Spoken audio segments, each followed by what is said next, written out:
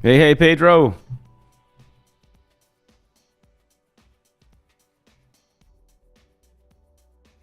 Pedro.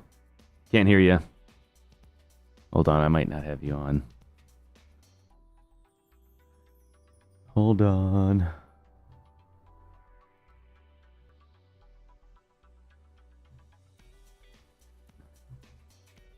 I got you on. Let me redo it here.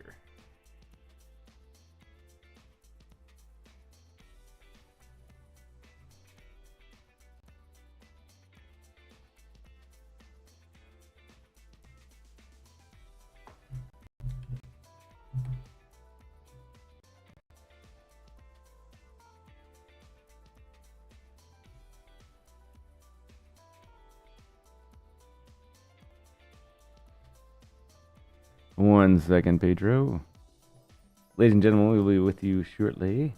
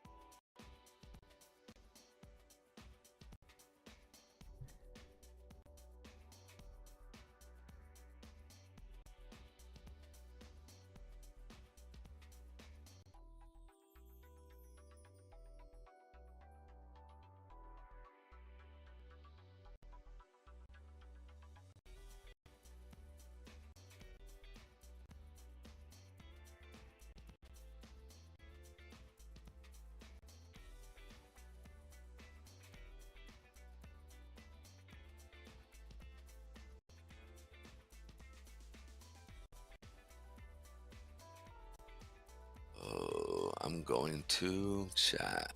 Ladies and gentlemen, I'm going to restart one of my little programs behind the scene here. Pedro's going to keep you company for the next minute or so. Hang in there. Good morning, guys. I hope everybody's doing well. I am just jolly today. It's nice and sunny.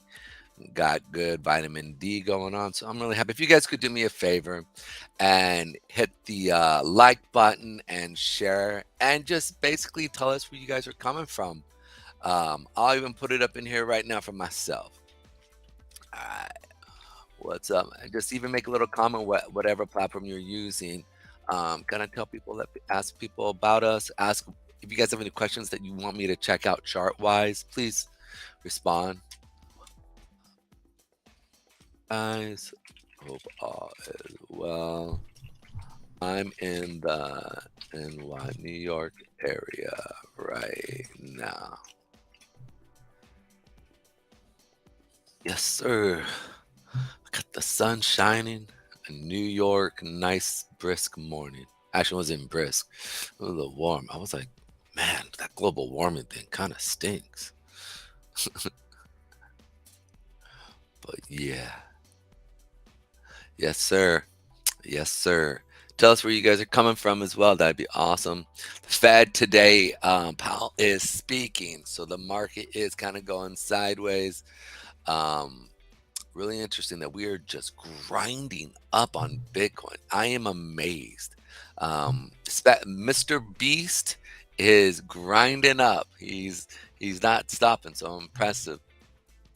Again, though, we're not seeing a lot of volume step in on these last little bit pushes up. So it begs to remind me of a false rally to where we might see it come back down to this other area down here. Also, Ethereum. Ethereum is actually throwing a little bit more strength as we're moving up. So, and they're really following that 8-period moving average. So it's a really nice thing. Brian, oh snaps, my brother. You so sexy. Hey, Mr. Brian Shitaki, or Shit Talks. Hey, what up? What's up, Brian? What's up? We'll be with you shortly. Hey, you know what I'm gonna do, bud? I'm gonna go through. I'm gonna post this connection here in the CCL. If you want to do a spotlight, man, come on in. We'd love to have you. We're gonna be talking about some crazy stuff today. Saw the live was up and had to check in. What up? What up? That's love from my brother from another mother right there. We're just running a few minutes behind there, Brian, as always. Everything's working great, and then right before the show starts, the Chinese hack my computer and throw the technical difficulties in. I tell you, man, it's legit. That is like the realest thing. And it happens every single. I tell you, man, I really think that we really do got some people trying out because we keep calling the market and we keep bringing up like these crazy stuff that keeps happening, right? You know, it's only this computer in Chicago. It's just yeah, not the Chinese and North Koreans. You're right. Ixnay on that. Yeah. How we want to see it. North Koreans. It's China. Oh man, but yeah, I'm impressed with a little Ethereum. It's getting that little boost. We're starting to see some volume steadily come in, so it's really impressive. And on another view, because I want to talk about the Shiba Inu crowd here. Shiba Inu. It is like, look, we're actually seeing some good volume step in and staying steady as well. So are we in alt season? Oh man, it would be something that I would consider, like, I mean, we just might be in alt season. Brian, where are you coming from, man? Where are you at today? Are you out on the East Coast, West Coast, Mid Coast? What have you been up to? Love to have you come in too. Let me know. My little system's taking a few minutes to get going here. So Pedro, keep her going. Yeah. Brian, hope you didn't disappear. Keep going. East. He's on the East Coast this week. Nice.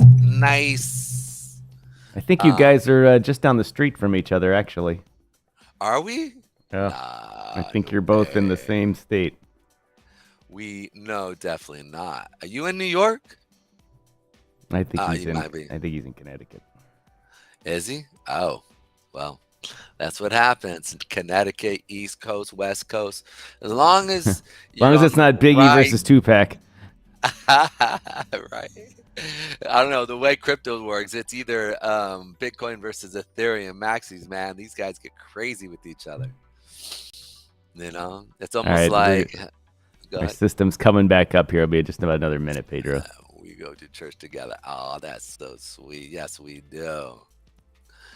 Um, yeah, man. Brian, quick question for you, man. So, what? Actually, you want to see if we want to? Do we have any other? What guests are we bringing on today? I don't have my guest today canceled this morning. They're in Europe and they had a conference, an actual work thing. Got it. Who was it? Was it It was Anton from SwissAsset DAO, but he was going to talk more about real world assets and some other things about it, not just so much that. And then I had to cancel tomorrow because Mrs. Striking and I are going to visit my son at St. Louis University.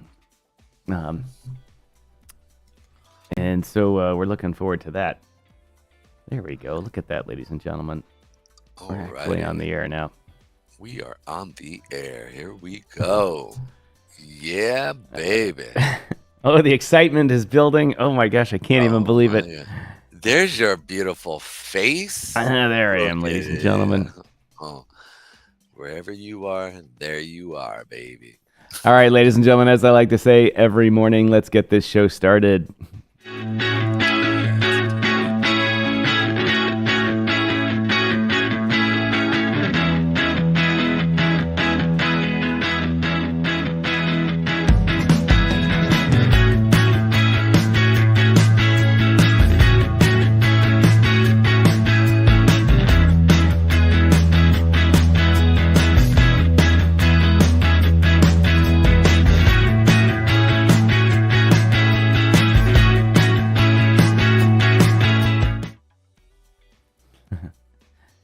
Good morning, ladies and gentlemen. Thank you for sitting here and waiting while I fix my computer. Once again, it's November 8th, 2023. It's Christmas season already because Halloween is over. It's official party season here, or I should say holiday season here in the United States. We still have 3 weeks until Black Friday, but let me tell you, holiday seasons start much earlier. They start a week earlier every year, and about 40 years from now, it'll just be one constant Christmas season.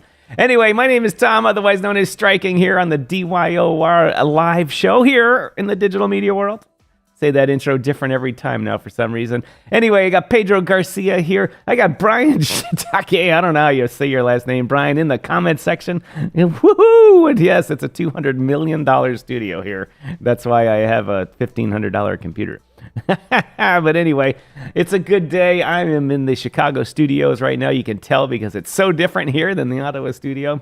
And it's a crappy day here, but it's a perfect day to talk about crypto, digital assets, what's going on in the market, and the latest government agency to bring the hammer. And the hammer would be the CFTC this time with what's his name, Berman, or what, I can't remember his name, the leader of the CFTC. I'll have it up in a minute. And talking about how they were bragging. Black Friday starts in 1 hour. About to save $200 on tires. Woo! Actually, that's a deal. $200, saving $200 on tires is definitely a good thing. All right, we're gonna take a minute to. Well, first of all, I'm gonna say welcome, Pedro Garcia. What is going on, Pedro?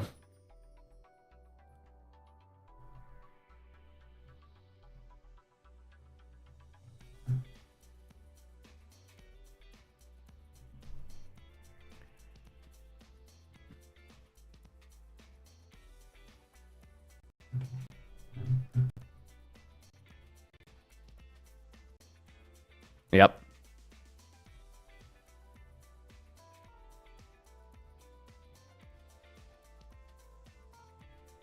Okay.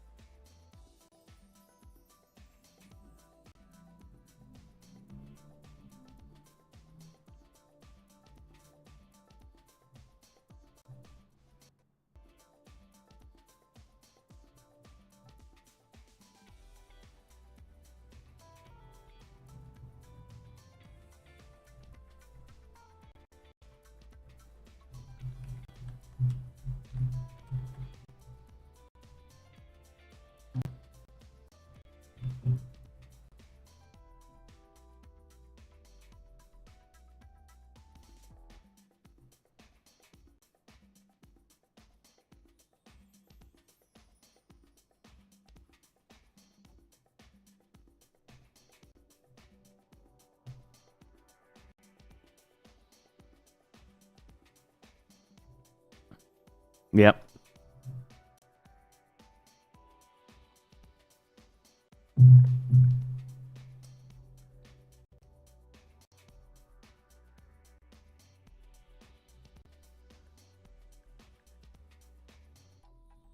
Brian, we should hear you. You're on mute. Little button below you. Ladies, how do you say your last name on the crypto land here? Oh, I got the wrong. Take.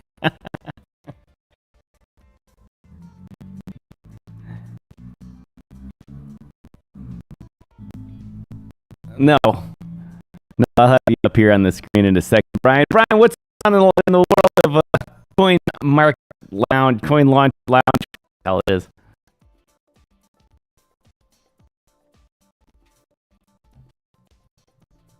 Oh.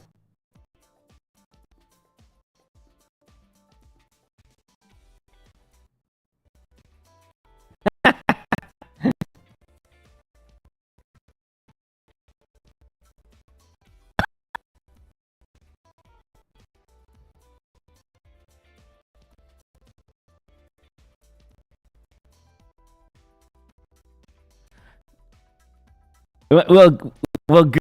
Well, the only thing I complain about is my lack of technical skill here and blowing the bring the guest on here at the last minute. Yeah, it is. It is. Pedro, are you there still? Oh yeah, I got this all screwed up.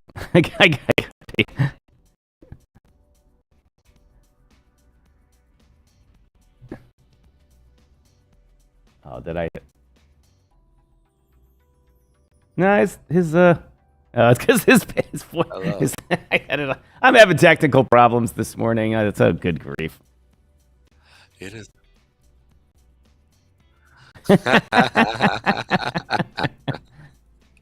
We pray that never comes. I want to stay hidden.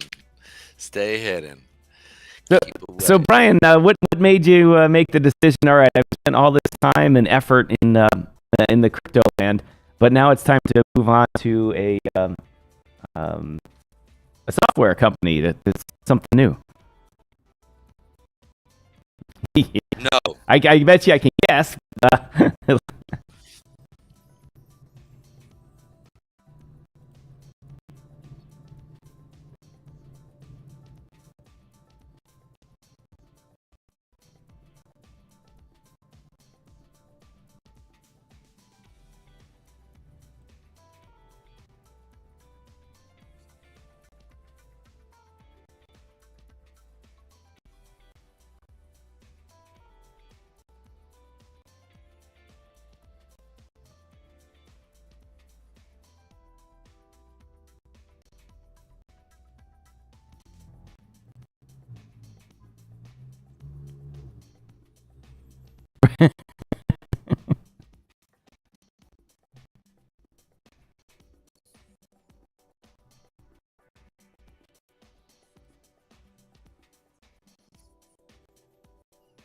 Right.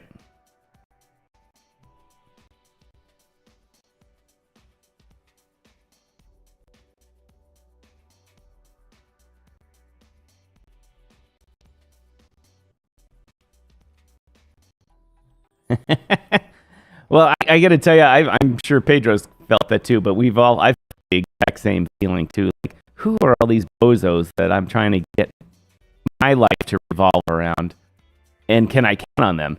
And it's like, no, when you work for a real company, you have a whole team of people, and you can count on those people because while your coin market lounge thing is kind of a family of people that you're very committed to. Still, people they're on their own singular mission, and they have their own goal. And for a company, or if you started your own company, the people that work for you have your goals in mind, or the goals of the team, because they want to get paid next week.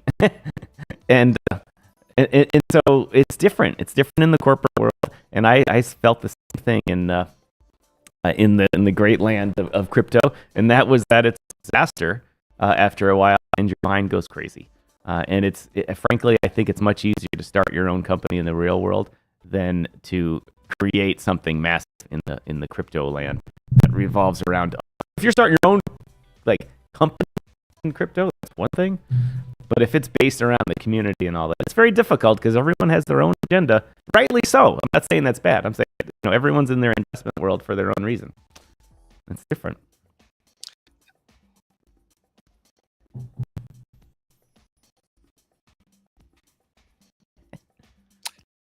Hi. Love to have Mom on the show sometime.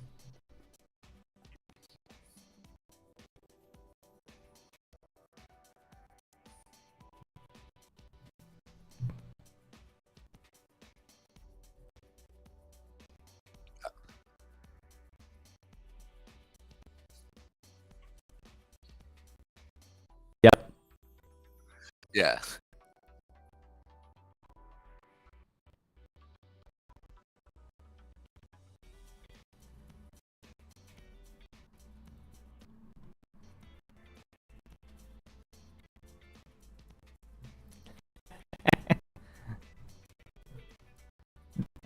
It's definitely possible, but only certain people have the gumption to do it. And because crypto is that 20, there's no break. If they had programmed Bitcoin, whomever they is, programmed Bitcoin a long time ago, to none of the validators would work between like 2 a.m. and 6 a.m. and not on Sunday, then we would have breaks. That's all they had to do. Just put a timeout in there and say, hey, we're paying. If it was Wednesday, whatever day it was, just to give everybody Jesus Christ, this is too much. And so, all right, we'll be on the next week or the week. Next week, we're going to do some evening shows, I think. So we'll try to ramp up the fun. But anyway, thanks for coming. Appreciate it.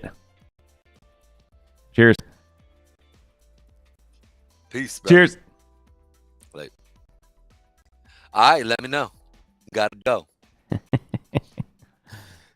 right. Hey, everybody, that was Brian Shiitake, owner of the Coin Launch Lounge, Coin Market Launch Lounge, I don't know why I can't ever say that right. Coin Launch Lounge, Coin Locker Lounge. Would you say Coin Lunch Lounge? Yeah, get your lunch at his lounge. Yeah, I've watched him. Really grow business. He's just really awesome to watch, and he's one of those guys that's just so versatile. He has so many skill sets. He could really go anywhere, do anything. So it's one of those things that's pretty awesome to watch. All right, before we get going here, Pedro, I just want to do a social media check. Everyone, wherever you're watching from, the few of you on LinkedIn that are watching, a couple of you on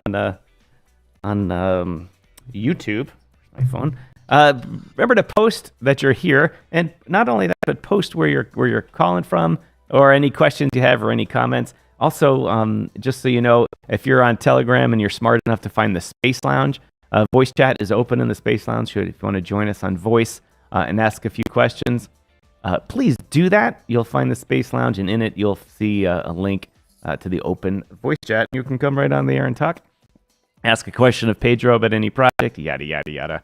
And/or in the second half of the show, we can talk policy, politics, and regulation about the CFTC and what's going on. But anyway, so in other words, as one of my favorite YouTubers says, like, comment, share, follow, just do it. Just do it. Just do it. Just do it. So one of the things I actually wanted to kind of talk about. Oh, that's not good. Whatever that is, I can hear it. Yeah, it was a call from somebody. There's a reason why it's with that song, that ringtone. Yeah, you ever have one of those guys who ever call you and they never call you much, but every time they call you, it's really, really bad news, right? Yeah, it's my dad. When he calls me, it's I know I'm like something's wrong. Yeah, he's that guy, and I'm just like, and it's normally important too. So it's like, all right, so. All right, let's breathe. Anyways, all right. So here's the thing I want to say real quick. So you have the CFTC. Thank you, CFTC. As they're coming in with a lot of these things, they're trying to break down, go after certain people, which I think some of it is really important, right? I mean, am I wrong to assume? But I think they're also overreaching other areas. And so it's going to be really interesting to see what happens, right? And how far is the U.S. government? I mean, on one end of the spectrum, you have London setting up amazing, legislation on how to govern and how to actually interact with crypto, with, right. Dollar equivalent crypto, and then on this other hand, you on the other side of the pond, you have the knuckleheads up in Washington sitting there trying to squash it, and it's just like, what are you doing? Like, can you see the rest of the world is going along with this? Like, at least allow it to be part of an asset group, like a trading stock, at least here. But no, dude, they're just being dumb. Anyways, okay, I'm done with that one. Sorry. So Ethereum, Bitcoin, we're seeing some good movements in the market here. Is it going to continue? I don't know. I really don't know. But I do see that we are having decent volume come in with Ethereum, as well as Shiba Inu and a few other altcoins, especially ADA. Like, ADA has been on a tear, right? It has, totally on a tear. Dude, so it's like, and it came down to and I even said it was going to come down back to this area. And it did, and just exploded. So it's just, yeah, it's and continued volume. Look at that amount of volume, bro, coming in. I mean, it hasn't even slowed down. Like, which chart is that? This is the 24-hour. This is the daily chart. In ADA. On ADA, bro. Yeah, they're knocking it out of the park. I gotta tell you, Charles Hodgson. I can't say his name. I have two other people in my life with a similar name, and they are, one's Hodgkinson, one's Hodgson. I get it all screwed up. Sorry, Charlie, I got it wrong. But he was just sitting back waiting, and everyone was like, "Oh, Cardano pumped, and then it dropped, and it's over. What are they good for?" And he's like, "Yeah, don't worry, I got stuff coming out." And then he launches the Midnight Protocol, bringing security and privacy to the blockchain. He announces a couple other things regarding governance that he's been working on that have just made so much sense. And you're like this, like, of course that makes sense. And then they announced all this stuff at the, I guess it was in Dubai at the Cardano conference. And obviously the people ate it up, man. They ate it up. They are not like that. It's real. It's a beautiful thing, honestly. With what he's doing, like he's kind of an old guy. He's not I wouldn't say he's a boomer, but he's definitely not a, is he Generation X? Is he us? God, I'm sure he's probably my age or a little younger. Yeah, so he's X. So he is just a steady Eddie, put your head down type of guy and work. Like, I love listening to him at times, and he's one of those guys that it's just like, you can talk trash about him. He's like, all right, whatever, it's all good, you know. And and then he's like, all right, boom. Right, it's almost like he's a sleeper. You know what I'm saying? He's a sleeper cell. You know, in a Exactly. sense. Like it's like, go ahead, talk your trash. I don't care. I know what I'm doing. I'm about my business, dude. And then all of a sudden he busts out with a combo, and you on the ground going, "What just happened? Like what?" Right? And he's just like, "Caught you sleeping." So it's like, it's just one of those things, man. I've sat down, and that's the thing about.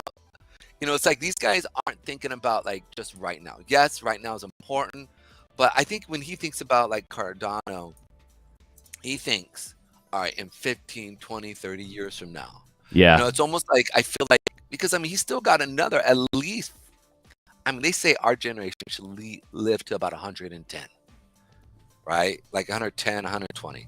And that's crazy, right? Like to think. And there's going to be, those crazy people who live to like 130 as our generation gets older, generation X and Y. And I think that's how he thinks. I think he thinks like, I mean, I could be wrong, but it's just the way you hear him talk. He's not overexcitable. He's not like super charismatic, which he's a good explainer and talker, but he's not, but he's one of those guys like it was Iacocca. Why am I forgetting his name? Lee Iacocca? Yeah, Lee Iacocca, man. Just put your head down and work and build, Chrysler, you know what I'm saying? Or like a Steve Jobs, just put your head down and work and knock out stuff. Like, go ahead. Oh, sorry, I was pointing up on the screen here. There's a story about Cardano Spot. Cardano has created its own Web3 social media platform to unite its community. That's another reason why it's working. When you boom the community, the price booms also. Yeah, it is all about the community. Absolutely. Like, absolutely. So what did they do? They have their own social media platform for Cardano users. I'm guessing it's one of those things where you just validate your wallet. Something like that. That's brilliant. I know. It is brilliant. That is brilliant. We talked about that with the DYOR project a while ago, because I was working on another platform in the real world, that was an invitation. It was one of these like a Constant Contact or Eventbrite, but it was instead of putting names and stuff, you could just say, I want to invite only people that have hold this token on either the Ethereum or Solana blockchain. And you could put the token in there, and only people with that in their wallet could view the stream or join the event. And I was like, that's genius. But at the time that everyone was using BNB, and they wouldn't do it. But speaking of, do you know anything about I call it Open BNB, but OPBNB, that their Binance is layer 2 chain? BNB, give me a second. I do not. I don't either, and it was just an article saying here it's the second most popular level 2 chain, and I'm like, why would they need a level 2 chain when they have their own level 1 chain? That's cheap.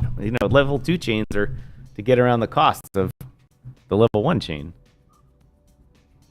I thought BNB was its own chain, right? Yeah. That's why I'm like, how do I not know? It's listed as OPBNB. OPBNB.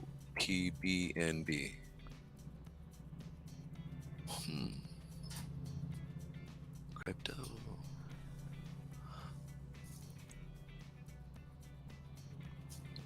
If anyone out there watching, I think our big audience has left us, and I think we dropped from 10 down to 2. That's all good. No matter. We still got. But if you guys could like and share and just see what you guys are thoughts. What's up? OPBNB doesn't have any volume at all. Okay, I was sitting there looking at this, going, it looks like it's a rug pull. No, I'm sure someone put that on there. Let me find the article. I'm sure someone opened a contract just like they opened up Grok because Elon mentioned the word Grok in a project. So all of a sudden there's 49 Grok contracts out there. Where's my tab? Arion. Oh, I didn't even realize that was Arion. That's Arion from why am I forgetting? Ninja Lounge. But they're no longer. Ninja Lounge changed their name, didn't they? Yeah. I was gonna say, forgive me. It's not Ninja Lounge. It's the DeFi Dojo. Right. DeFi Dojo. Yes. Just not active as of now. It looks literally like a rug. I was gonna say that, Arion, like that looked just like a rug because I sat there, but it literally has no volume. Oh, the open BNB. But hey, man, look, it's actually, and it looks like it just happened recently, back in June. Were they? And what was the point of the open BNB then?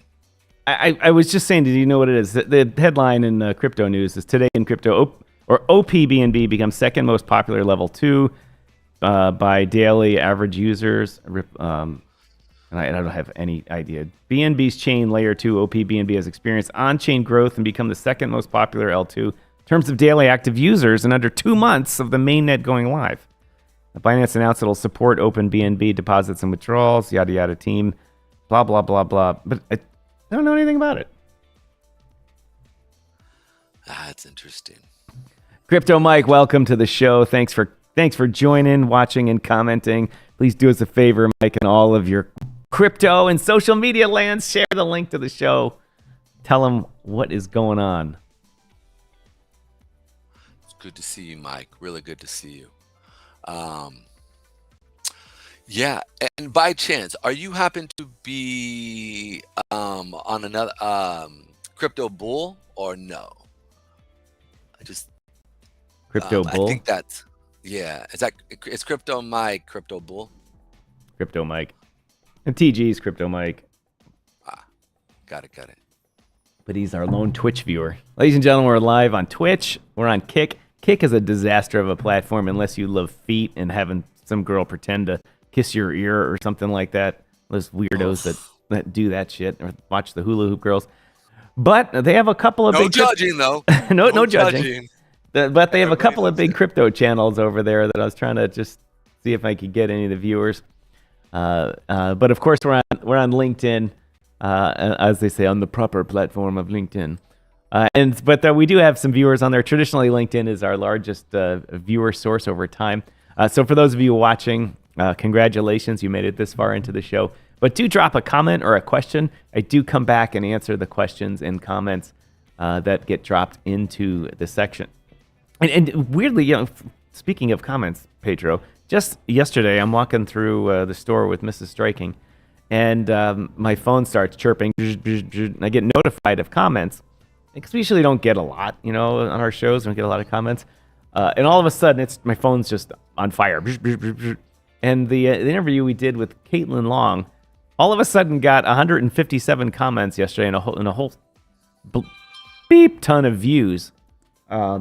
Just yesterday. It was the weirdest thing, all in one, some show far away, and they were all about financial transparency and bringing the banking world into out from behind the shadows. Yeah. Some website must have referenced the video or something, but we got 300 views and 157 comments in the 2-hour period. It was really, really amazing. But that's the kind of interaction we want to see, ladies and gentlemen. Yeah. So if you're watching, just do it. Type something. Let's see. We'll respond. This is how we get the algorithm going, by showing interaction.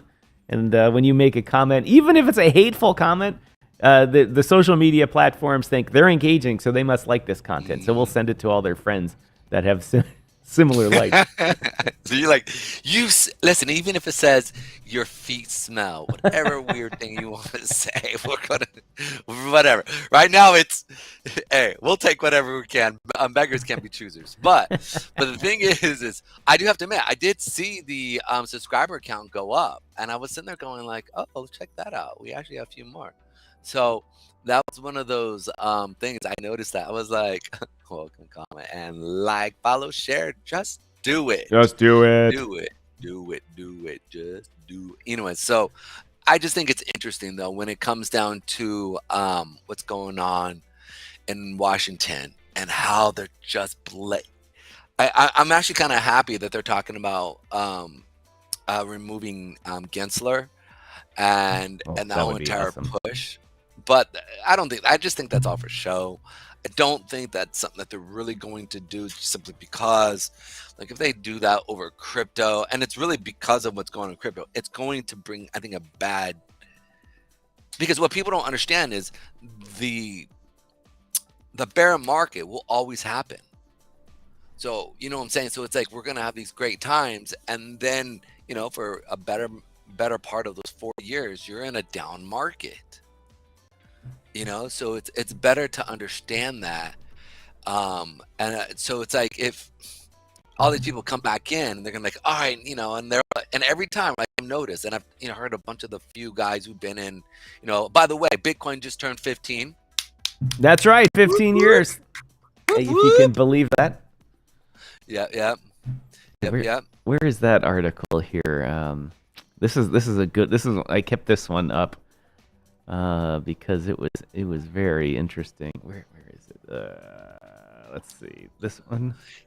Well, as you're finding that, I think what's interesting is a lot of the old timers will straight tell you, like, the bear market, it's intrinsically a part of crypto, so that we keep it at that not low level, it's the wrong word. It's we keep it from being what's the word I want to use? It keeps it balanced. We don't have these huge inflation push-ups. It's not something that can be fully manipulated. And if it is, it's one of those things that at least you can see it or do your best to see it, unless they completely, as they bring in the institutions, or as institutions keep coming in. BlackRock made it very clear that they're very much in and backing blockchain and crypto, and as they move forward, right? So it's something that they definitely are in. And this was almost 2 years ago. So we know that they're definitely coming in and pushing things around and positioning for the next 100 years, right? Right. Jamie Dimon is sitting there saying, like, he likes it. He's not opposed. He's made some other comments, but ultimately he gets the value and need for blockchain / crypto and its usages. But on the back end, these old timers who've been in crypto for 15 years, old timers, it's one of those things that they'll sit there and say the bear market is intrinsically designed so that we don't have a traditional market mishaps of just the craziness. So I think that's a good thing and a bad thing. Like, people will sell off and take their profit. I think that's a good thing. So That's a good thing. It definitely drives the markets. Definitely. But Bitcoin 15 years. What did you find it? No, it was just a list of the top wallets in Bitcoin, and the top one was the Satoshi wallets that's never moved with 1 million Bitcoin in it. And then Binance, I guess I can remember it. Binance was the number 2 wallet with 646,000 Bitcoin. Then right under that was Grayscale at 623,000 Bitcoin. And then the U.S. government at like 300,000. And then Michael Saylor at 256,000 Bitcoin. And then Robinhood right under there at some other amazing amount. And I'm like, my God, I never realized that Binance, one of the reasons why they're such a survivor is because they actually seem to have reserves. They have $22 billion of Bitcoin. Yeah.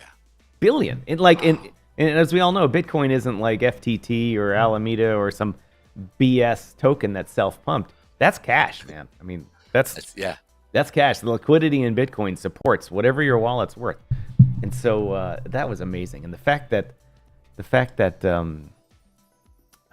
that unused Satoshi wallet, my God, if this really is something by the NSA, and then someday the U.S. government just drops we own the Satoshi wallet, and it's and it's when Bitcoin's worth $1 million a coin or something like that, it's gonna be the biggest ever. Dude, that would be. First of all, I don't think they'd ever come out with that, because that's if that happens, right? I think just I don't know, the underlying value of the underlying understanding of crypto is that it's not that it's anti-government, but that it's maybe anti-traditional in a sense, right? That it can't be manipulated. Right. So it's a But I know we're going off on a tangent, but this is my comment on the whole thing. It was too perfect. It was made. I equate the way Bitcoin was designed as to how the U.S. Constitution was made. Because when you go back and look at it compared to other countries, you think, all right, well, what if this happens? Oh, well, in Article 4, this, you got to figure out, well, what if this happens? Well, and there's all those checks, not checks and balances, but there's what ifs. What if this happens? What if that happens? What if this happens? They got about 95% of them thought out in advance. And yeah, Crypto Mike says, I need that much BTC. We all. And if you think about it, the Bitcoin is created the same way. The way it's designed, everything you can think of, like, well, what if this happens? This happens. Well, there's a way to check and validate, and that validation checks this, and the UTXO transaction does this, but then what's left and this and that, and here's the record of it. And there's so many things going on with it, and they all work just right.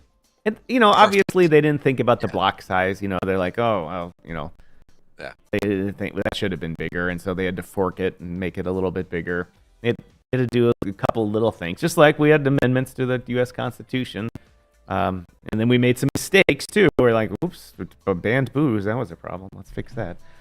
And with Bitcoin, it was too well thought out. It was too well tested.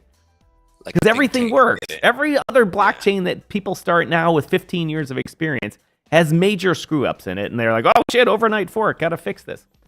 It didn't happen with Bitcoin. It just all works. And it's too perfect.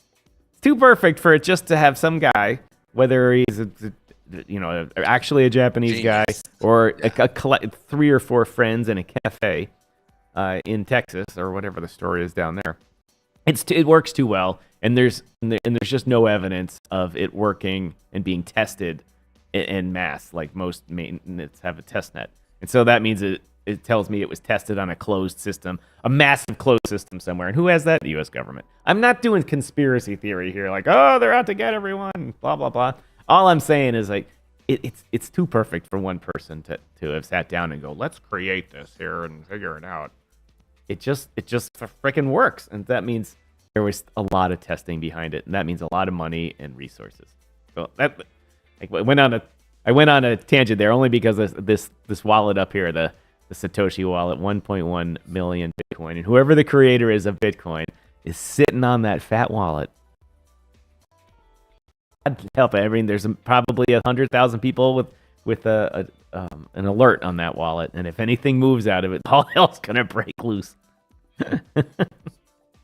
I love how they put an actual face on it. I wonder who that guy is. Right, I know.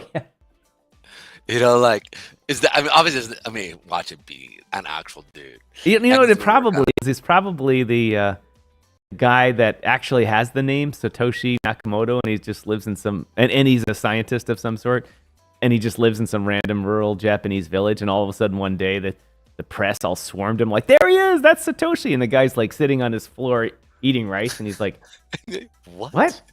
I don't even know what, he's like, I don't even, what, Bitcoin, I don't, what? You're all, Bitcoin. He said, yes, I Satoshi. They're like, we found him, and he's like, yes, and that guy across the street, he's Satoshi too, and over there, he's Satoshi Jr. The news is like, we should have done some more research on this. That's funny. That is funny. I don't know, man. I mean, that idea behind the market and its movements, I sat there and it's a marvel. I can see your perspective. Regardless of if it's a CIA operative movement, it doesn't matter, whatever it is. I've heard Putin being one of the guys as well, or no chance he would have stolen it by now. No chance. Stolen everything else. He would have stolen it. That 1 million BTC wallet would be right in his pocket. Right? Well, if it's already in his pocket, right, and it's for, whoever it is, whether it's Putin or, I don't know. That's $35 billion, that wallet, or $37 billion right now. There's no way There's no way Putin wouldn't have stolen that already. I mean, come on, man. We don't know. I mean, we don't know, and that's the part that's so beautiful. I mean, who's that one guy who finally, he was proven that he's in court, that he's not right. This that Joker from Texas. That's what I was referring to. Craig Wright or something. Yeah. He's like, Craig Wright. I'm Satoshi, and there's he created the whole thing, yet has not a shred of evidence of like, oh well, my hard drive crashed, and so I don't have anything. Okay, we'll just recreate everything to show us that you did it. Well, I kind of forgot. That was a while ago. His arguments, I think they were such crap.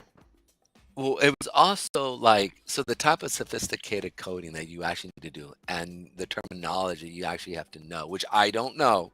Or I'm not even pretend like I do.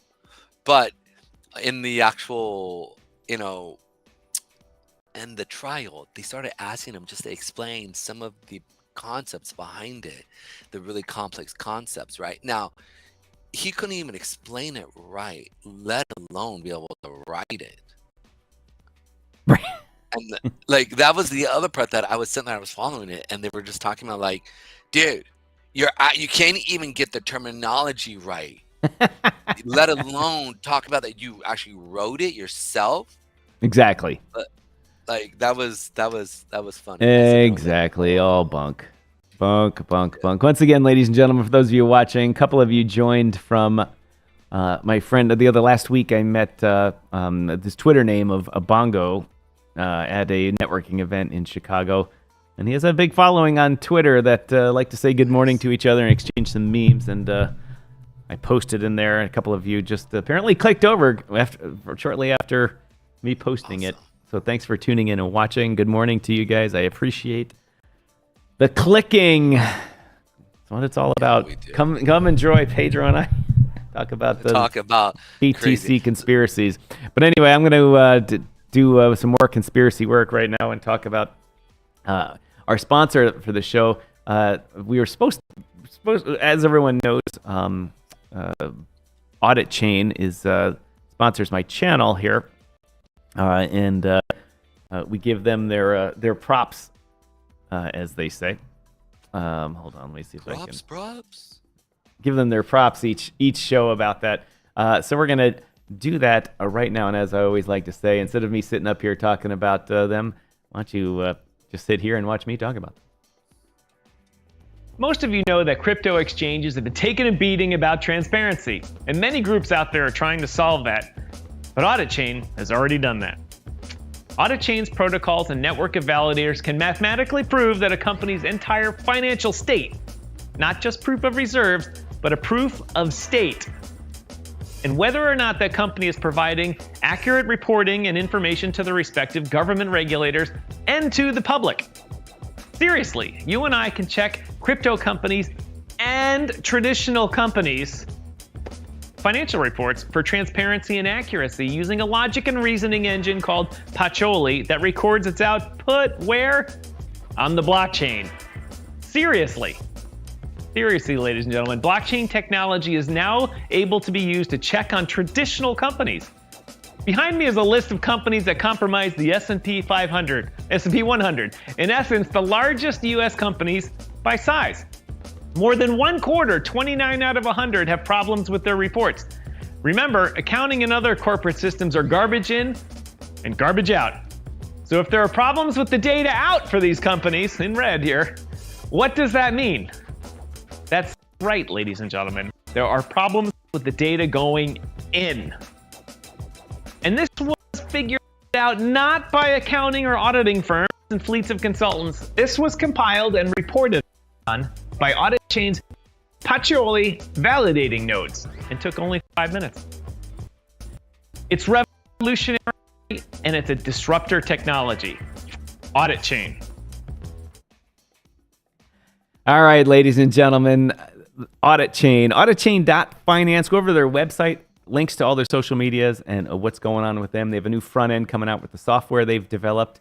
Let me rephrase that. They've been in development for the past few years. It's out and it's ready. It's not a vaporware thing. It's ready to go. So check them out. Also, I want to say is that our new partnership for 2024 is spinning up with Camuso CPA. If you're someone that needs to do their crypto taxes correctly, Patrick and his company, his people of not chartered they're in the U.S., so they're certified public accountants, and they specialize in crypto. We'll have Patrick on to talk about that later maybe next week, and for sure we'll have as the tax season comes into play in 2024, we'll have him on the show a lot to talk about that, because I know there's a lot of you out there who don't do your taxes correctly with crypto, and with the IRS. One of the largest buyers of chain analysis licenses, seats for the chain analysis software, they're going to find you. It's just a matter of time. And so it's better to go back and file and get it done correctly. Anyway, welcome back to the show, everybody. Crypto Mike says, lots of laugh. I'm here too. Thank you very much. And what did he also say here? Patchouli. That's right. But it's spelled differently, but we'll give it the Patchouli. Thank you for watching from the great Manitoba. We have, I think, 25% of Manitoba's population watches our show. There's 4 of them that live there. Mike is watching. Wow. Dude, I just came across this right now on Crypto Town Hall. LHV bank founder has $470 million worth of Ethereum, but has lost his private key. Ooh. Dude. Ooh. Oh, that hurt. I got the big one coming. Elizabeth, I'm coming home. Right? Like that, dude, that would hurt so bad, man. Like you put in your key because you want to check it. Dude, according to the ERR report, he was said it was no secret that I owned a wallet worth 250,000 ETH, or 250,000 coins, which he lost the password and hasn't made much effort to recover it. I can't solve this alone. If someone thinks they can, I'll take all offers.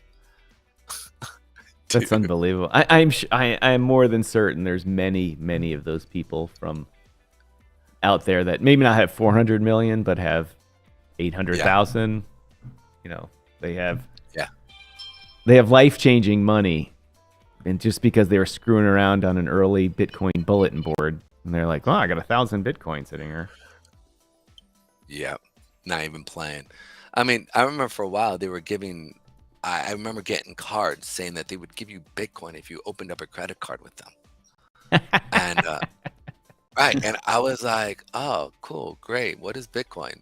Is that I'm gonna get that?" Like I literally thought of a coin, like an actual like silver dollar or like a gold quarter. Like that's literally. So it was interesting, and there's a lot of those people who have that type of money there sitting. Pedro, I got it. Here is my gold Ethereum coin. Here's my gold Bitcoin, minted up just for me. 1 Bitcoin. Actually, these are obviously stocking stuffers that my son got me one year, and he's like, "Dad, you're gonna love this gift." And I'm like, "Oh, how sweet! My son got me Bitcoin." And he got Doge, I got XRP here, man. I got all the coins, but they're actually a great little fidget tool to kind of play around. What's that in your hand? I'm just playing with my Bitcoin. Anyway, let's get to the heart of the matter today. Only as always, Pedro and I go on too long about talking about all the fun stuff. But I wanted to get into the great algorithm and text search about how the CFTC, how crypto has. We've been doing this dance between the SEC and the CFTC. For you international viewers, the CFTC is the Commodities Futures Trading Commission in the U.S., and they regulate all the exchanges that do the trading of commodities, financial derivatives, futures markets, that type of stuff. And they're arguably more of a day-to-day regulatory agency than, I shouldn't say arguably, they are a more day-to-day regulatory agency than the SEC. They actually make sure things are working day-to-day, things are fair, and people aren't scamming the system.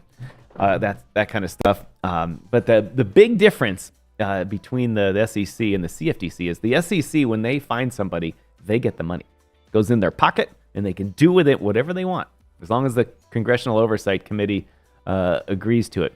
The CFTC, anything that they get fines for just goes back into the U.S. Treasury, and the CFTC has to get their budget approved every year from Congress. Now, what does that do? What that does is CFTC is generally not as well funded as the SEC, and so what's his name here? I can't remember this guy's name. Rostin Benham has said, "All right, we are not in the limelight." And at one hearing a year ago or so, Gary Gensler famously poo-pooed the CFTC as like some junior agency and not the SEC like we are. And this guy, not happy at all about that. And so they went on a tear. And they've recently, as they say, the Commodity Futures Trading Commission oversees more than $400 trillion in notional value in the swaps markets. And they've, in the 2022 and 23 years, they've cranked up their crypto caseload by the article here doesn't use the statistics correctly or percentages, but in essence, it's doubled. And the sanctions that they've put on people now have targeted digital asset companies and individuals, according to the agency. This is why I had him on the show here today. This section here, the opening section of the report, boasted is another word for bragging, that the CFTC cemented its reputation as a premier enforcement agency in the digital asset space. Now, let me get this straight. That's the word verbiage from the CFTC. That they said they are the premier enforcement agency. Now, the CFTC, and for that matter, the SEC, were never set up to be enforcement agencies. Never, ever was the idea that they are an enforcement group and their job is to prosecute people. They were set up, and you can go back and read the notes about setting up the Securities Exchange Acts and the CFTC, and their job was to help the markets. We're going to set a level playing field. We're going to help the people conform with the rules and let the markets play fair with each other. Never once was it, hey, we're an adversarial enforcement agency who is in charge of making people's lives miserable if you screw up. Now, don't get me wrong. There's a difference between fraud and intentionally doing things wrong and just doing something wrong because you couldn't figure out the 48,000 pages of rules, or in a space where there are no rules, or in a space where multiple agencies are saying we're the top-level jurisdiction, and because it's new, like crypto, and so nobody really knows, and now in retrospect, everyone's getting in trouble. Like the SEC, their big prosecution, big beef, they're like, oh, getting Binance, the Binance is crooked.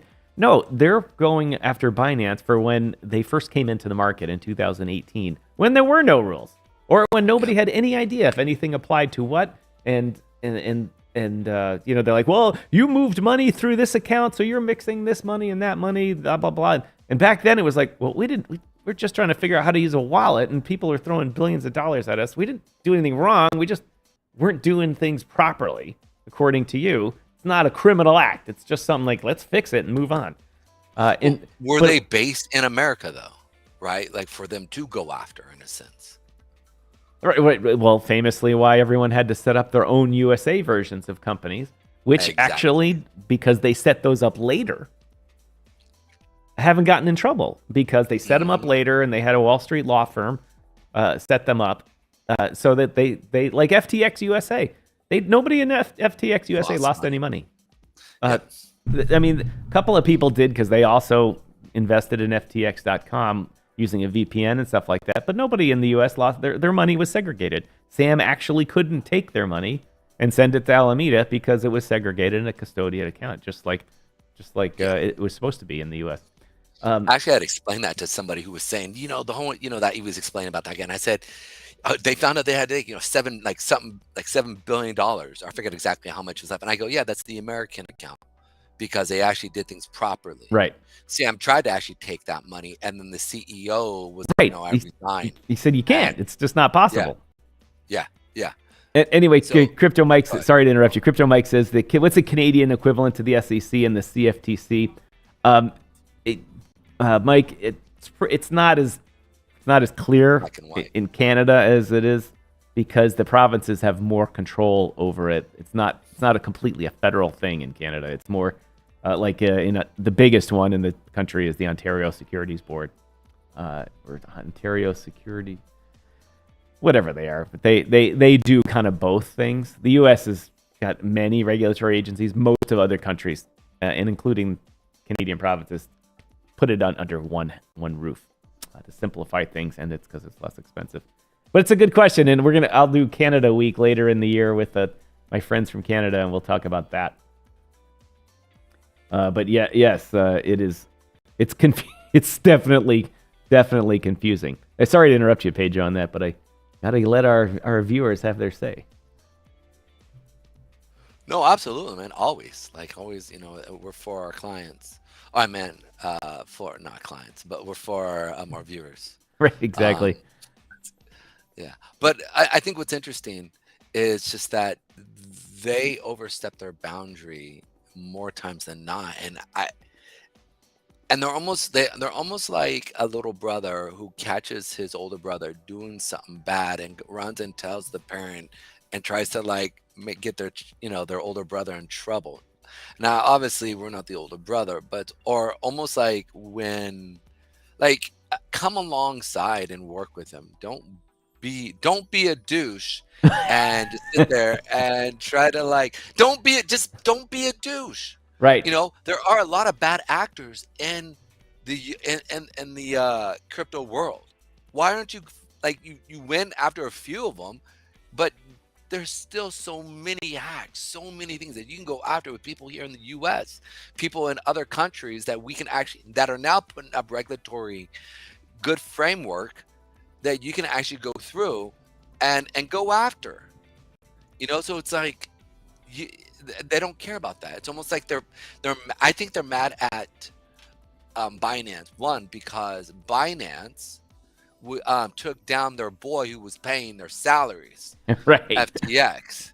So, and they couldn't go after him per se, right? Because there's no money. But now they go after $40 billion of Bitcoin. Unless I'm wrong. Oh, no, I could be wrong. Once again, ladies and gentlemen, also if you're a Telegram user, we are live in the Space Lounge. Have the VC open in there if you want to come on voice and ask any questions. Just reminding our viewers of that. If you don't know how to find the Space Lounge in the Telegram, then you're not a Telegram user and don't worry about it. But anyway, I've got more on the screen here. Crypto Mike used douche canoe instead. Sounds funnier.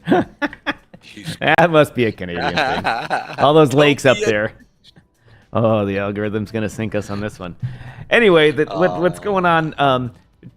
Chairman Rostin Benham praised his enforcement division's groundbreaking work in the digital asset space, which resulted in a record number of cases, as well as the staff's dedication to holding registrants and market participants accountable for their conduct in CFTC-regulated markets. And this statement's important to parse out here. And I'm someone who doesn't like to parse statements. I like to look at the big picture. But this phrase is important because it says the dedication to holding registrants and market participants.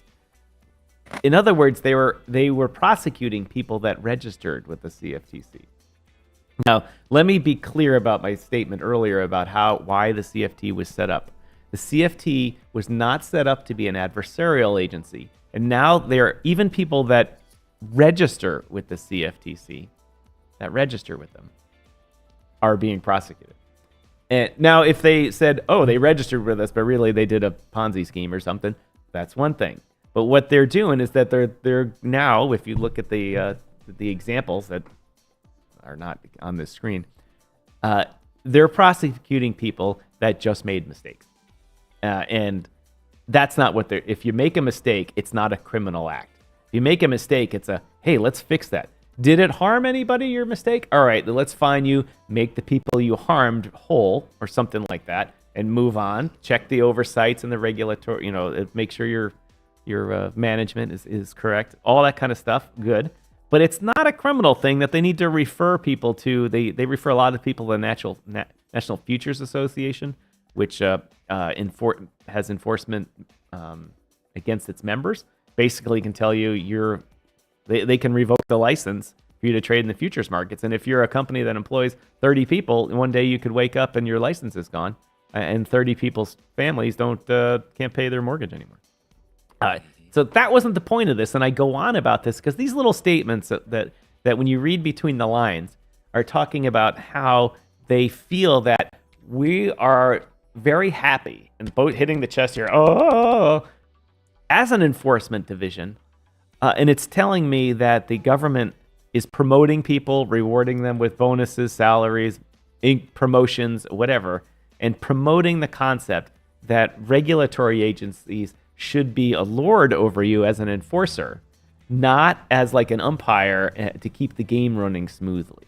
And there's a big difference between the two, and I talk about this a lot because it's very important. And our government is going in the wrong direction under Joe Biden. Not that it's his fault. Joe Biden probably doesn't even know what bathroom he takes a shit in anymore. But it's the people that he has working for him followed his executive order, and they're making life hell for us. And the unfortunate side effects of that is that they're turning those umpire agencies that are meant to set a level playing field and just throw out of the game the bad actors. They're turning them into enforcement agencies. And watch, you'll see. And one of the things that happens is their mission creep happens, and they look for other things in the U.S. government that will allow them to earn more money. And one of the things that increases your pay a lot is if you're someone that gets to go to FLETC, the Federal Law Enforcement Training Center. And if you can go to the Federal Law Enforcement Training Center and pass in your whatever classes you're doing, your pay grade goes up. And almost all of those classes involve being allowed to carry a gun. And if you are someone that's allowed to carry a gun for the federal government, your pay goes up like 33% because it's more responsibility. And it's just like the IRS, their criminal investigative division. They're all armed. They have a SWAT team. They have SWAT trucks. I know I bid on some for building them. And they all went to FLETC and earned a whole lot more money doing it. And it's just like our Border Patrol guy. Our Border Patrol guys that sit between Canada and the U.S., do they need a firearm? Or how about the guys that sit in airports? We're already in security. Do they need a firearm? Of course they don't need a firearm. Most government or most border agents in the world don't do it. But in the U.S. government, if you can carry a firearm, you earn 33 to 40% more money. That's what's going to happen to the CFTC and the SEC. They'll have an enforcement division soon, and all of a sudden they're like, well, we need to carry firearms, and then they'll get big raises, and that's how built-in mission creep happens. And like I say, I go on about this, not because it's a conspiracy theory, but I've watched over my many years how governments do the mission creep and how they say, and they do it from internal pressures, like because they get paid more money if they can do more, or they listen to vendors. Vendors come in and say, we've identified a gap, meaning that money laundering could get through here, and so then they do a study, and they present the study to Congress, and they're like, well, if you don't vote for this, you're light on crime, and it's all one big cycle, and all of a sudden you end up with what's our budget now? $88 bazillion trillion now. And the money printer on to fund all this stuff. Yeah. And you end up with people that are saying, I'm an enforcer of the market instead of I'm an umpire. Big difference. That's my rant for today, ladies and gentlemen. I'm going to get the transcript for that out and run it through ChatGPT and see what blog posts I can come up with that. That's for sure. Well, we're actually about to tip over to 34 trillion now. But the US GDP, GDP. The GDP is actually increasing pretty quick too. It's actually 27 trillion now, so it's actually moved up 1 trillion last time I've looked at it. So it's actually moving fairly quick in comparison to the national debt. Here's another thing we can talk about: the way they measure GDP, and it used to be easy when we were a manufacturing-based economy. It's very simple. In fact, where at one place where I used to work in the 90s, we would get a call 4 times a year, once a quarter, on what our prices of our manufactured goods were and what the prices of our major inputs into making those were. Not the actual prices, but percentages up and down and stuff like that. And it was from a research firm that supplied the data to the government. And they call around firms.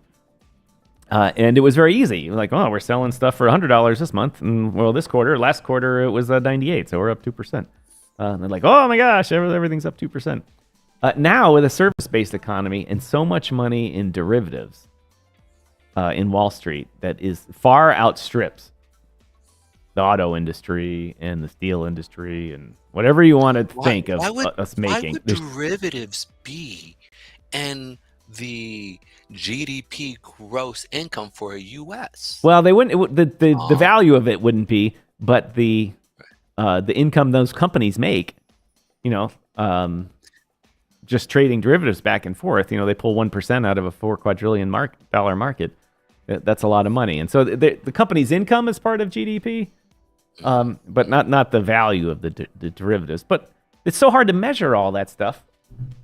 No, I'm leading here. Yeah. Sorry. Go ahead. I like this. Yeah. Why would the U.S. government sit there and put that into our GDP? Because it's not a real income for the regular people, right? So it is taxable, but it's actually taxable under extreme different metrics, right, than your actual income.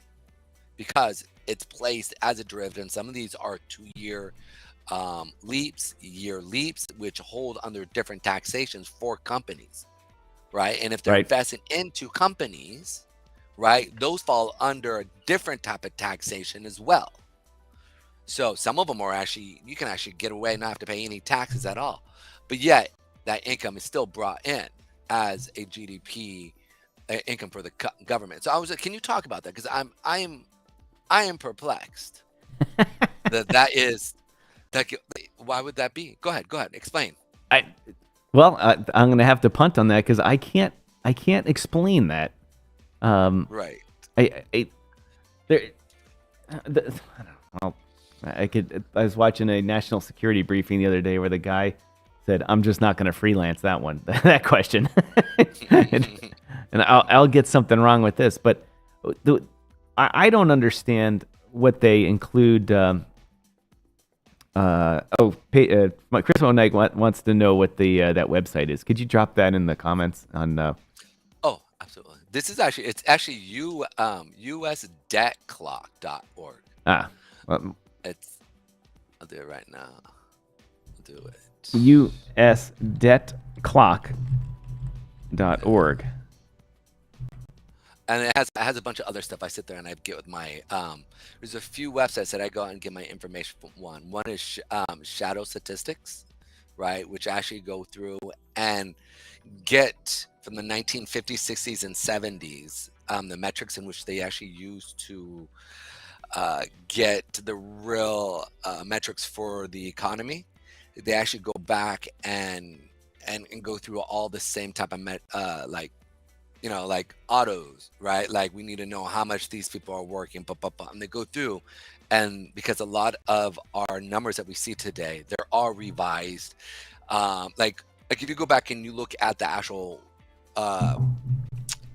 employment and unemployment, right? The non-farm payroll, all that stuff in the 1970s and 80s, they had not different metrics.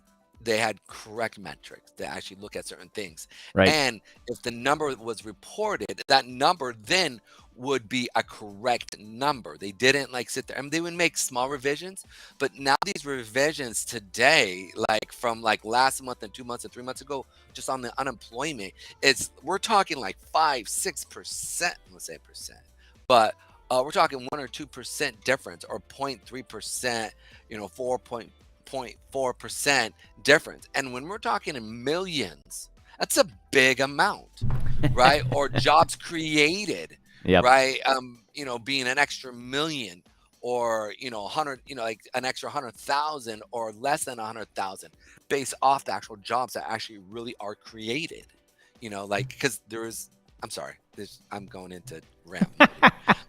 But this stuff just it's kind of frustrating. So anyways, I like there's certain websites that I like.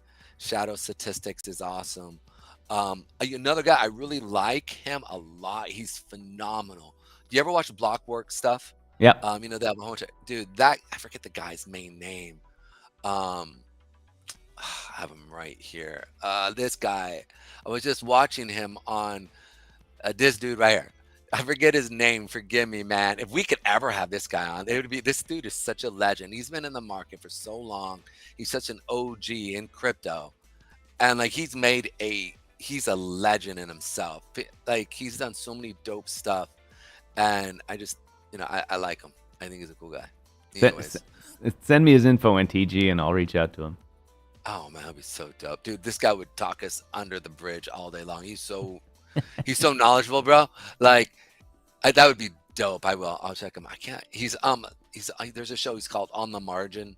It's pretty awesome. They get about 20 to 30,000 views for everything. They do a show at least once a day. Because they have a bunch of stuff. They have like, was it Crypto Wendy or Wendy? Yeah, Wendy O. Or Wendy. Oh yeah. She blocked me. It was funny. I was, I was making some comments and she thought I was tooling people. I was like, these were. I get frustrated with Wendy. She has a good show and she's trying really hard, but every headline she puts out, oh my God, this project is going here or whatever. Every one of them is wrong. Every one of them is wrong, and the reasoning. Every time she gives the reasoning for it, I'm like, yeah, no, that's not even sort of right. But she has an interesting show, good guests, and I appreciate it. And I watch her and contribute or participate in the comments section periodically. But it's just like, come on, man, that's not right at all. Let's just go back to economics class, and you'll see that that's not right. Well, a lot of crypto people aren't economic people, right? They're people who got into economics because of crypto. Yep. And honestly, I've honestly thought about creating like a 101 economics for crypto bros, right? Or, so that they can sit there and go, who is Adam Smith? Going back to like early what you were talking about. One guy buys one thing for his own needs and services, and then you can talk about I was about to say Armenianism. Now Calvin and Mom. What is it? Why am I forgetting what it's called? Austrian economics, right? Versus Keynesianism, right? Economics, and then going into that and say, all right, these are some of the fundamental thoughts in the market today that we can sit there and see and talk about the evolution of that. That would actually be something where like we could just push out for, and then give like, links if they want to do their own more research on this stuff. Here you go, do your own stuff. The problem is, who's going to actually do it. But I think right in the attention span, if we could figure out a way to monetize short videos or something like that, that would probably help. You know what? Little shorts would actually be really. They don't make any money. Little shorts don't make it. It's so not worth the effort. It only works if you can get bazillion views, so you can get somebody to pay you for product placement. They don't. I mean, you can get 10 million YouTube short videos, and it's like 20 cents. Oh, wow. Okay, never mind it. Yeah, we'll leave that one alone. But either way, something where you could just sit there, go into it, and just explain, all right, what is, and how does it apply to crypto, right? Like, what is, and how does it apply to crypto? And right. Micro and macroeconomics can be confusing. Mr. Manitoba's telling us this. Took both in college. The assumptions economists make are sometimes like, huh? Why? Well, I agree with you on that because there's in economics there are lots of rules that like guns and butter. If you buy more guns, you have to buy less butter. If you buy more butter, you can buy fewer guns. There's general rules to those things, but there's also a lot of theory in it, and and theory is because that it will always stay theory because you have to predict human behavior, which is fraught with disaster. But every once in a while, someone figures it out and comes up with an equation that does predict the model of how humans do things, and you'll see they'll win a Nobel Prize for economics, and they'll be like, "Oh my God, we figured this out. This is why this happens." And so predicting, that's why that if we all could figure out economics, then there would be no stock market, because everybody would be able to win all the time, and it would be like roulette. If you're able to figure out that it was going to be red or black each time, they'd stop playing the game because everybody would win. Same thing. So it's good that a lot of it's theory, because that's why we have tradable markets. If everyone knew everything, prices wouldn't move, because everyone would be like, we all know it's going up, we all know it's going down. Yeah, it's beautiful. Anyway, we're getting to the end of the show here. We've been on for an hour, a little over an hour and 10 minutes today. FTC, gotta love him, man, though.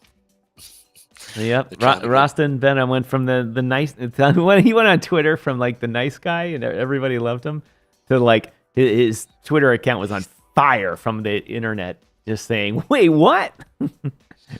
what is this? What?" So he's joining the Gary Gensler club pretty quickly here, oh God, this leads to a whole political decision. I mean, you got to assume.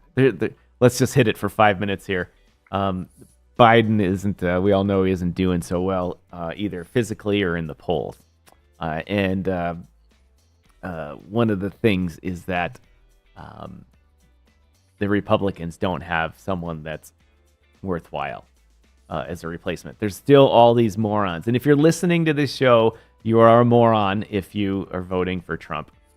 Okay? He's a criminal. He's a shyster. Let's be careful. Let's be careful, because here's the thing, right? Like, one thing that I do love about our show, right? We do voice our opinion. That's true. Okay. I say this is my opinion. Make sure his opinion. And some people are, I don't like any of the jokers.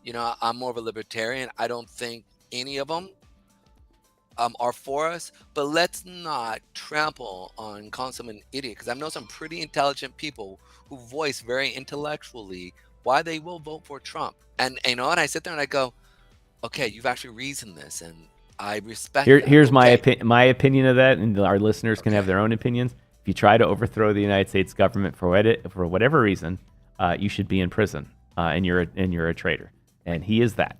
And including our new Speaker of the House, he was one of the ones that tried to throw out the election. And you do that, you're a traitor, and that's it. And if you win, and you set up a new government like we did back in 1776 and 1783, well, okay, then you win. You've changed the government, and you win. But if not, you're a traitor. And I'll stop going on about that, because I could go on forever about it. But the point is, here, let's go back to the purpose of the conversation. The purpose of the conversation is that the Republicans don't have a viable person that understands the crypto markets at all. We had Patrick McHenry as the interim Speaker of the House, but he didn't want to be Speaker. He would have got it, but he's like, no, I want to be the chairman of the House Financial Services Committee, which is arguably one of the most powerful jobs in Congress. And if Biden drops out or dies, which could be any moment, right? He's not going to drop out, but this party might kick him out. Gavin Newsom is starting to shape up as the replacement. The Democratic machine, if you see it in the news and all that, is starting to talk about that. And Gavin Newsom's been out. He went to China recently. He was over in Europe for a conference. He's making the things to make him look like a statesman. And they also have a harsh regulatory regime going on in California too with crypto. Yeah, they do. I mean, they're going after all the staking services as basically as scams, and some of them are. I get that. I get it. But Coinbase has 10 million accounts in California, of which I think we talked about this on the show once, of which maybe they have 30 million accounts in California and 10 million staking accounts. And he's going after all those people, which are voters. And I'm sure they're not people that are voted for him. But if he becomes the next presidential candidate for the Democrats, he has a very good chance at winning, because it's not Biden and it's not Trump. And he will likely continue this decline of the, or I should say enhancement of enforcement powers in the government regulatory bodies here with the CFTC and the SEC and so forth. But if you have someone that speaks intelligently about that bum I was talking about, let's have him on the. We'll have a different show and talk about that because I really want to hear someone support a trader. I want to. I want to hear them justify that. One of the things they bring up, and I think this is really interesting. Okay, like they're not a conspiracy people. Like part of it is that. So his biggest thing, and in relationship to trying to overthrow the government, his biggest thing is, and he has videos, like literally he showed me videos of the police officers letting them come in, letting these guys say, yeah man, hey man, yeah, you might not want to do that, but do this, and like they're joking and talking. So it's not like, and I've sat there and I was like, holy crap, okay. So he has real substantial things to fight against what you're saying. I'll sit back and watch, because to me, I think we should throw everybody out and start anew. And you can only have 2 year, if you're a president, 2 year, and if you're a congressman or a House representative, you get 3-year terms, and that's it. And here's the thing: you don't get a lifetime of income for the rest of your life. Right. No pension. Just from being in Congress. Right. Yeah, exactly. Like that's the other part, right? And a lot of the information that is given from the government to the hedge funds need to stop, right? Especially for reports, right? So it's like, and these are huge. I mean, just the fact that Hillary Clinton only made 2 trades in her life, and every time she's done it, it's been on the hardest commodity, on the hardest day, on the hardest report. So it's like the reality is there's a lot of corruption that is brought into this, and the fact is that our government can go through and trade the market and not even get in trouble as long as they put a disclaimer out first within within a 5 or 8 hour day period before. Right. So, and that's all kept. Like there's literally websites that I look at that literally go through and track the investments and immediate investments, short-term and long-term. I'm sorry. I'm again on a rant. But no, that's all right. We do rants on this show. But there is an intrinsic corruption that is not even talked about. Right. I agree with that completely. There's not enough Democrat, rules. Whether you're Republican or whether you're even a libertarian, because there are libertarian people who are in government, and the problem is they get corrupted with the ability, because they can sit there and go, holy crap, I literally have a money printer here, right? Politics is corruption oriented. You do this for me, I'll do this for you. Yeah, they call it horse trading there, Mike. They call it horse trading, and that's what the governor of Illinois got in trouble for when he sold Barack Obama's Senate seat. When Barack was tapped to become the nominee for the presidency, he had to give up his U.S. Senate seat, and Rod Blagojevich sold it for $300,000 consulting agreement for himself. Oops. Oops. Wait, what happened? I didn't know it. What? When Barack was sold the seat or sold? Yeah, he sold, instead of, in politics, what they do is they say, okay, Barack went to become the president, so his U.S. Senate seat was vacant. Open.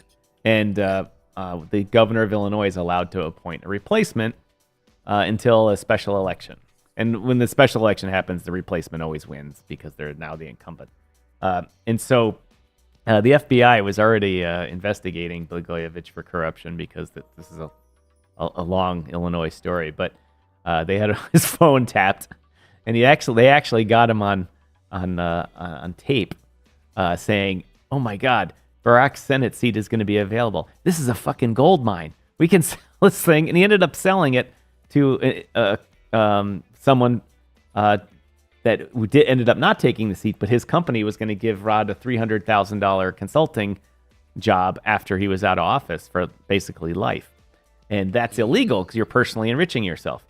If you said, "Oh, I'll let you be the new nominee if you support the new farm bill," that's different. That's political voting for each decision benefits the people, or because in theory every law benefits the people, which we know that's true. But when you're trading, you're saying, "Oh, who's going to give me more votes, or who's going to give me more bills to sign based on this criteria, that's one thing. That's politics because you're doing the people's work. But if you're saying putting 300 G's in my pocket every year for the rest of my life, that's corruption. And they got him. They got him on tape saying that. Directly to jail. Interestingly enough, he lives down the street here from me. He's out of jail, and every once in a while you'll see him come running around the street, and people are like, "Hey, governor." Oh man, it's almost like the Rhode Island guy. He went to jail. What was it? He went to jail twice, and he got reelected again. What is the guy's name? He was the mayor of. Was it Martha Stewart or not Martha Stewart? Oh, is it Harold Washington, D.C.? Yeah. He's on tape snorting crack or smoking crack. Yeah, it's just so much stuff, man. It's just. All right, we've been on long enough. We got to get going here, Pedro. It is the end of the show here. This is the only show we're doing this week, so I let it go on for a long time. I'm off, like I said earlier. Mrs. Striking and I are off to see my son at school, which I haven't done in a while, and I'm looking forward to seeing his apartment and how it's outfitted to see if it's a true bachelor pad, which I'm sure it is. But anyway, one of the things we talked about was the CFTC today and the concept that the regulatory bodies are turning into enforcement agencies when they're supposed to be umpires. Later, Crypto Mike, thanks for all your comments today. Appreciate it. Remember to share and get some of your friends to watch. Put it on their big screen TV. We're going to be doing, I think we're going to try and do some evening shows next week. Try and get a little different crowd. So maybe we'll see you then too. And also we talked about Bitcoin. Pedro, give us the 1 minute summary of Bitcoin, what the pricing is and where it's going. Absolutely. So like I said, Bitcoin is kind of grinding up here. I want to talk about the rates here of the 1 year. We'll talk about this. Got 1 minute. Got 1 minute. Yeah. Give me 1 second. Here we go. So we're grinding up here. We got a supply zone up at this 73,000, 40,000. We'll probably grind up, hit that, and then see a sell off over the next weekend. Look to see that right here, us coming up to that 37,000 mark here. Again, this is for economics, or this is for entertainment and educational purposes only. Entertainment and educational purposes only. So please consult your financial advisor for anything. That's pretty much what all I have is. I don't see us going down until we hit this level up here. Potentially we could come down. If we do come down, expect it to come down to the 29,000, 30,000 area, to see how it goes from there. It's to me, it's just so amazing that we as we all know, you and I were talking about it going down to possibly $15,000 or $10,000. Yeah. And it really looked like it was doing that. The market was showing it. The order basis showed it. The liquidities where it was in the market. And then it just took a little fundamental change in things and boom. Yeah. War. Boom. Yeah, war. That's a good point. There's so many topics to talk about that.